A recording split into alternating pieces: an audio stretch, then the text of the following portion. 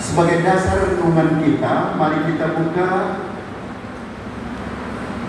dari Injil Markus pasal 12 ayat 41 sampai 44. Injil Markus pasal 12 ayat 41 sampai ayat 44. Lembaga Alkitab Indonesia memberikan judul atas teks ini, Persembahan Seorang Janda Miskin. Pada suatu kali, Yesus duduk menghadapi peti persembahan dan memperhatikan bagaimana orang banyak memasukkan uang ke dalam peti itu. Banyak orang kaya yang memberi jumlah yang besar.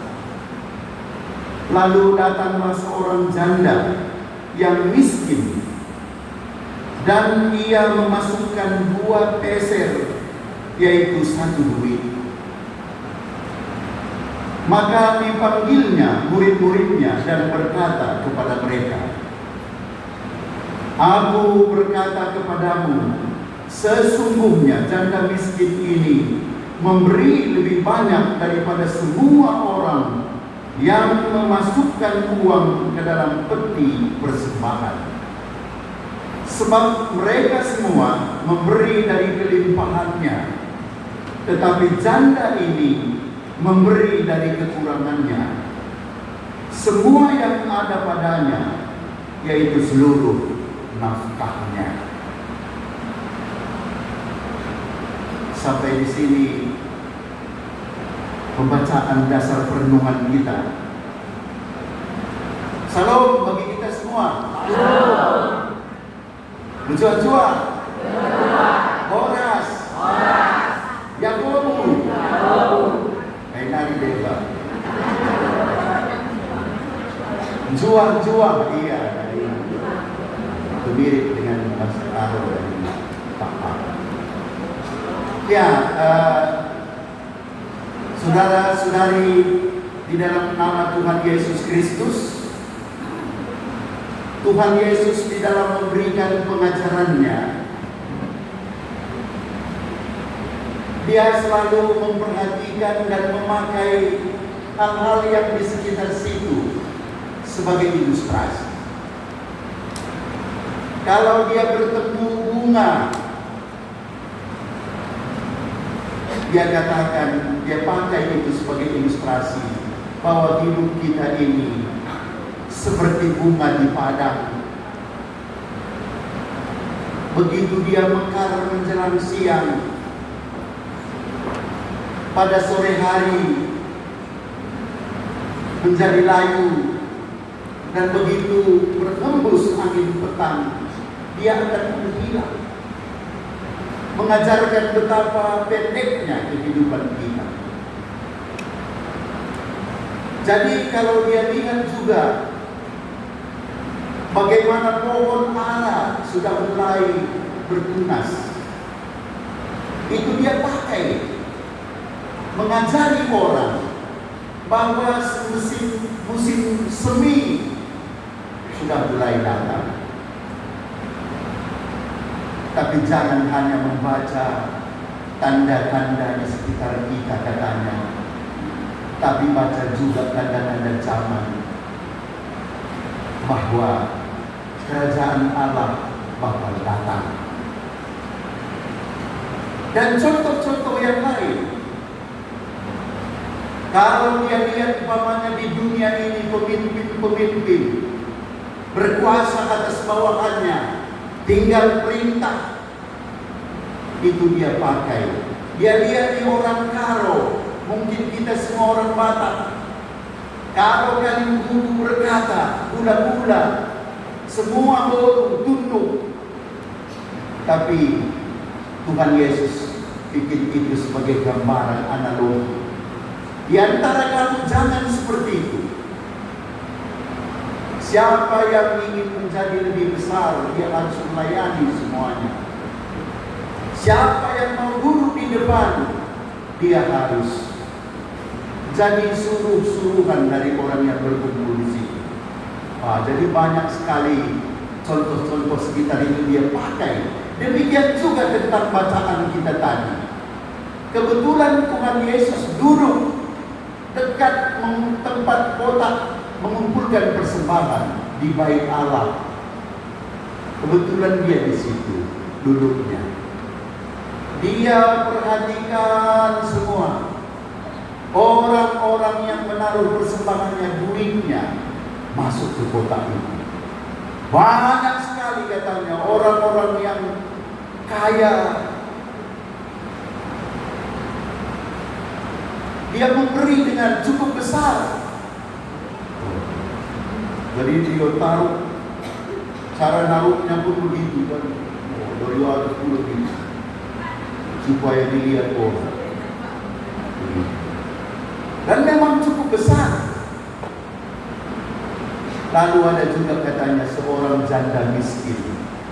Dia bawa uang 2 peser. Uang itu terbuat dari perunggu.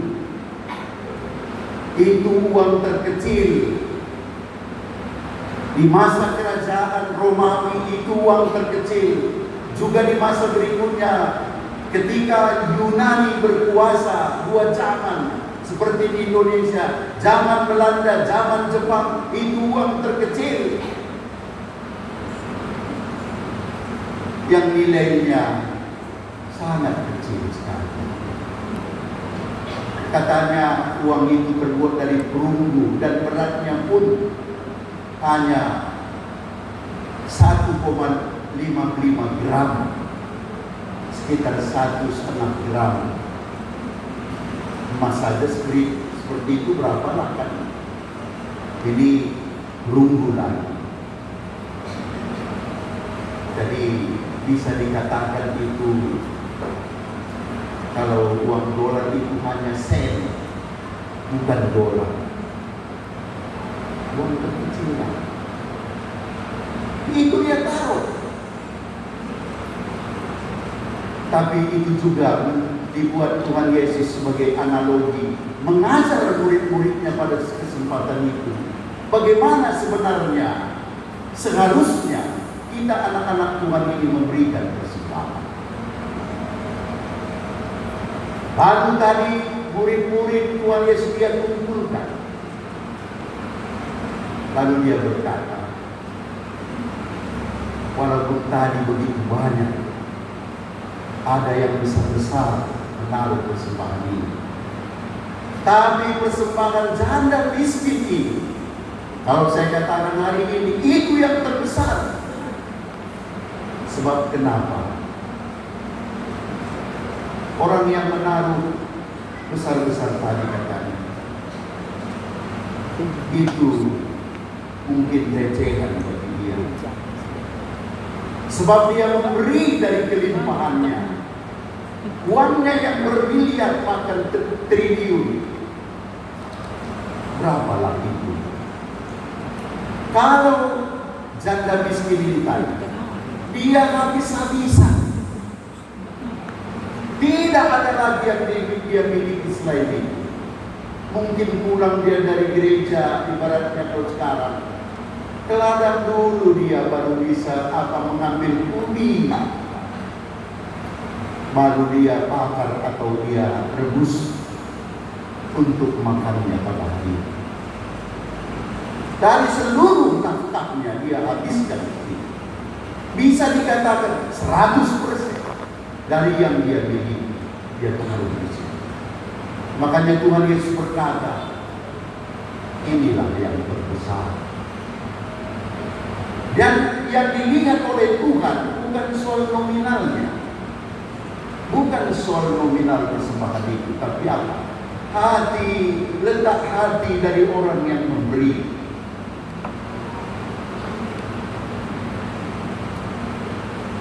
Letak hati.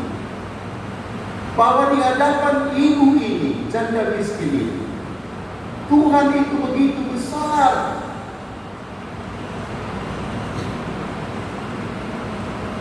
Sehingga dia berani habis-habisan.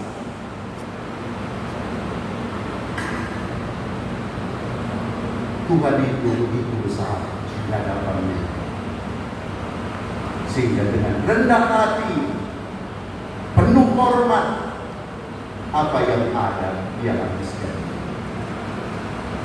Aku pasti diberkati. Dia tidak takut, walaupun sering di masyarakat orang-orang yang janda seperti ini dipinggirkan. Apa yang mau diharapkan dari dia begitu? Itu orang yang berpikir duniawi. Tapi di mata Tuhan, orang-orang seperti ini itu istimewa. Coba perhatikan, mulai dari perjanjian lama. Siapa yang istimewa di mata Tuhan? Itu tadi, orang-orang miskin, orang-orang yang tidak punya keluarga, tidak ada tempat tinggal, orang-orang yang tinggal dalam kesendiriannya, juga anak yatim piatu. Itu yang istimewa dari dulu sampai sekarang. Bahkan di perjanjian baru itu dikatakan, agama yang sesungguhnya adalah memperhatikan orang-orang yang seperti itu. Demikianlah kebesaran hati ini sehingga habis-habisan dia diberi. Ya, jadi tapi kalau saya perhatikan, inilah kebenaran tentang memberikan persembahan. Rasa hormat, rasa ingin memuliakan Tuhan, mendukung kerajaan Tuhan itu memang sampai sekarang beda dengan apa yang dikatakan Gila tadi, bahwa di sini memang ini sebagai ucapan syukur dari Bapak tarikan di keluarga ini, sehingga berenang juga nggak bayar tadi kan? Nggak bayar. Kami itu keluarga pendeta. Saya sudah dikasih Gila ini kartu pendeta keluar. Kadang-kadang tinggal pun yang menjaga sana kami pendeta masuk ada. Kadang-kadang tinggal kartu itu kan. Gitu. Jadi itu sebagai ucapan syukur dari usaha kata Gila tadi. Gila ini memang dulu pun waktu saya ketua klasis di Brastagi, sama kami membangun kantor klasis di Brastagi. Sama kan. Saya bikin jadi ketua panitia, saya pun itu jadi anggota di dalam. Kami bangun itu. Jadi pada zamannya 2018 sampai tahun 2080 sampai 2010 itu kami bangun. Waktu itu memang itu belum begitu mahal, sekitar lebih 1 M juga itu kami perjuangkan sama kita ini dan selesai. Tapi begitu selesai itu saya pindah ke Modrang menjadi aktif. Jadi kantor itu sebenarnya ke tempat ya, jadi langsung dipilih orang pusat gitu. Jadi, sampai sekarang memang kalau aku lewat sana kita ada juga rasa bangga kerjasama kita dulu gitu. Jadi melihat kantor itu dulu. Jadi itulah. Jadi sebenarnya di samping apa yang diperbuat kita di sini juga kita belajar dari dasar firman ini. Ya, memang dulu kalau dalam perjanjian lama persepuluhan itu memang diterapkan di tengah-tengah suku bangsa Israel. Kenapa? Karena 12 itu suku bangsa Israel sebagai keturunan Yakub. Suku Benyamin, suku apa itu? Lewi, dia kan gak kebagian tanah. Dia semua menjadi hamba Tuhan. Suku Lewi. Tapi dari mana dia mendapat nafkah? Ya dari saudara-saudaranya yang dapat tanah. Sehingga nanti kalau 12 suku orang itu tanah dibagi 11, Lewi tidak dapat tanah, tapi marga yang lain 11 itu mengumpulkan 10 masing-masing. Justru orang itu tinggal 9, saudaranya Lewi sudah menerima 11. Gitu. Karena mereka memberikan 10. Itulah sebagai biaya hidup mereka dan juga mengelola bait Allah. Gitu. Nah, jadi gitu, makanya dulu ada persepuluhan. Ya, jadi sekarang bagaimana? Di gereja kita sekarang bagaimana? Ya, jadi karena sebagai salah satu contoh, bukan maksudku menonjolkan, tapi itu saja yang aku tahu, maka itu contoh. Kalau di GBKB tinggal 3 cara jemaat memberi kepada gereja. 1, melalui kolekte minggu. 1, melalui kolekte kebaktian. Baik masuk rumah baru ada kolekte, ada perkawinan, di pemberkatan ada kolekte, ucapan syukur ada kolekte. Melalui itu 1. Dikumpul sebuah di Rumbun. Lalu yang kedua, melalui kerja rani. Itu dilakukan sekitar bulan-bulan 6 saya rasa itu.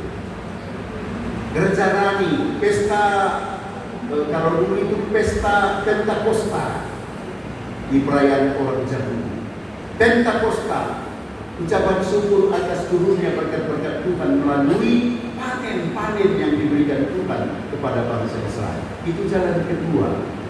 Jadi cara berpikirnya itu pesta panen itu, kalau bulan 6 tahun lalu dikumpulkan pesta kerja rani, apa kira-kira panen yang diberikan Tuhan ke keluarga saya sebagai pendeta? Pendeta begitu. Sampai bulan 6 tahun ini kami berembuk dengan Nora dan anak-anak berapa persembahan kita atas panen-panen yang Tuhan berikan. Baik yang ke ladang, baik yang buka usaha, baik pegawai negeri, kan itu panen semua itu melalui gaji apa segala. Berembuk. Di situ beragam seperti persembahan tadi. Lalu yang ketiga melalui persepuluhan juga. Persepuluhan itu tiap bulan. Hanya banyak persoalan di situ. Banyak persoalan di persepuluhan ini. Di tanah Karo dia tanam kol 3 bulan baru panen. Itu pun kalau dapat uang seperti kata kita tadi. Kalau enggak bagaimana? Per bulannya dia di mana diambil? Itu rumit. Lalu yang ada juga uang masuknya, dia tanya, dapat sekian. Umpamanya 5 juta. Apakah harus 500.000 dipersembahkan? Atau belanja dulu semua berapa sisa, kasih persepuluhan, atau begitu terima, kasih dulu persepuluhan baru dipakai sisanya. Wah, banyak persoalan. Bagaimana ini? Nanti pun tak mungkin banyak bertanya. Ada juga yang bertanya, bagaimana aku sampaikan ini, katanya, persepuluhan. Kenapa? Terlalu berat kurasa kalau 10% katanya. Nah, makanya ada lagi bahagian dari persepuluhan. Dia terima 6 juta, dia kasih 100.000. Dan enggak persepuluhan. Bagian dari persepuluhan. Itu mamaku. Dan enggak berbohong aku, katanya. Macam-macam. Tapi bagaimana sebenarnya soal persembahan ini yang benar? Kalau menurut teologi yang saya baca, itu sesuai dengan 2 Korintus 9 ayat 7. Kalau di situ dikatakan itu berapa jumlahnya sebenarnya? Asa ria ukurundu, asa ukurundu ria. Berilah dengan sukacita, bukan karena terpaksa. Itu sebenarnya. Sebab kalau kita memberi berat di hati, itu sebenarnya bukan dengan sukarela. Tapi umpamanya sukarela dibilang kalau terlalu kecil lagi, itu memang sesuai dengan iman orang. Apapun dibilang sesuai dengan iman kita juga. Ibu ini tadi kenapa begitu mau berani dia seperti? Karena imannya. Ada juga orang memberikan persembahan selalu harga 500 cap apa itu cap orang hutan. Kenapa begitu? Itu yang aku rela, dan orang terlalu kecil pula. Itu kerelaan hati. Karena dari dulu kurasa seperti itu. Kalau enggak harga uang seperti itu dikasih, seperti enggak memberi persembahan kurasa. Udah apa gitu, repek saja gitu. Enggak melalui perenungan dan ucapan syukur, rasa hormat kepada Tuhan, menyadari bahwa semua yang ada pada kita memang itu sebenarnya milik Tuhan. Gitu. Kalau itu kan beda cara perenungan. Tapi itulah bagaimana kita sama-sama bertumbuh dalam iman kita, dalam pemahaman kita bahwa misi Tuhan ini harus kita dukung keluar. Di gereja Bapak Ibu sekalian punya misi.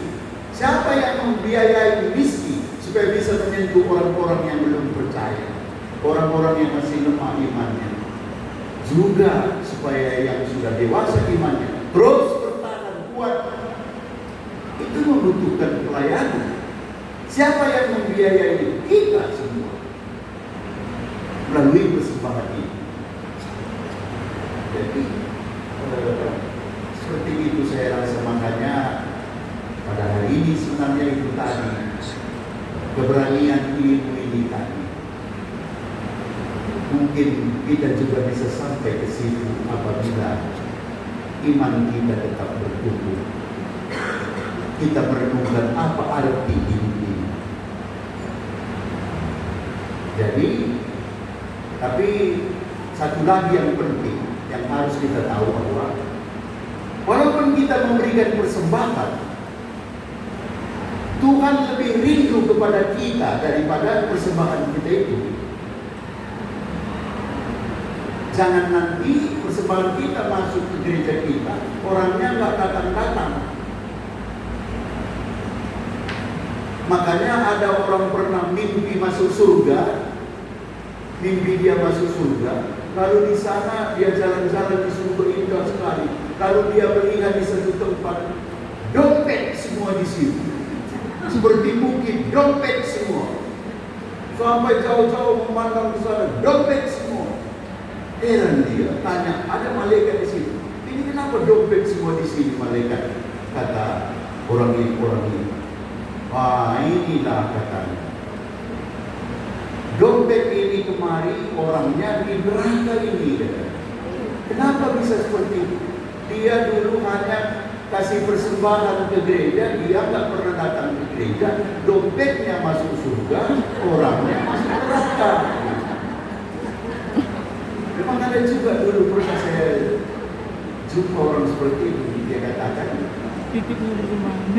saya memang sibuk sekali pendeta. Maaf kalau nggak bisa hadir dalam kegiatan kita ya. Tapi apa yang perlu di gereja kita? Bilang aja nanti aku pasti bantu pendeta. Nah, orang seperti ini rupanya yang masuk neraka. Terbalik.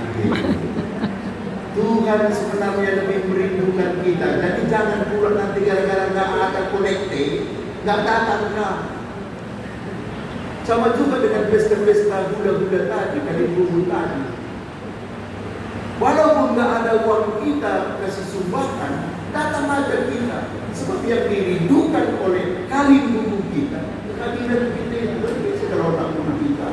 Bukan bisa kita melayani situ, masa apa semua. Kerinduan juga bisa tertumpah di dalam pertemuan daripada nggak hadir. Jadi artinya Tuhan lebih merindukan kita daripada persembahan kita. Tapi persembahan kita juga, totalitas hidup kita sebenarnya harus kita persembahkan kepada Tuhan. Seperti Roma 12 ayat 1 dikatakan bahwa persembahkanlah tubuhmu sebagai persembahan yang sejati kepada Tuhan. Sebab begitulah seharusnya kau menyembah Tuhan sebagai makhluk yang berpikir cerdas. Dari seluruh hidup kita memang untuk Tuhan, tapi harus juga sebagian kita kelola mendukung hidup kita sebagai saksi Tuhan, dan ada juga yang kita persembahkan langsung kepada Tuhan dari pemberiannya itu untuk mendukung misi Tuhan ke seluruh dunia. Jadi takaran dari persembahan itu sekali lagi, ibu ini tadi walaupun dia miskin, dengan sukarela,